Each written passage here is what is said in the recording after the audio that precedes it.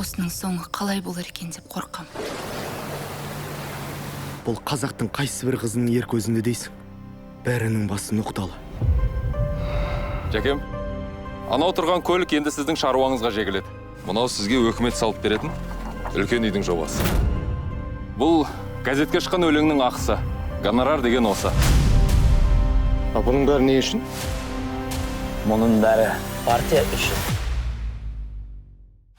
Құлманбетің ақын жақ келер емес.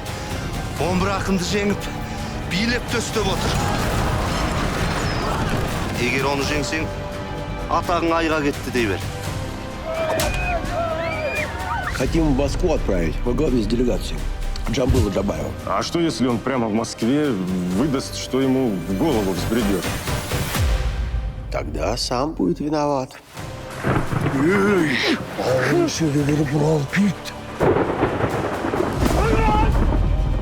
Мен осы бармын ба, орасан жоқпын ба? Қаншама жыр, дастан жаттадың, қисса жаттадың. Соның саған бір пайдасы бар ма? Павел, өлеңдер өзгерген бе? Ертең халықтың ақыны болғанда мені керек те қылмассыз. Он чем ответил? Енді қудалайды. Тіреп тұрғаны болса, тастап жіберсін.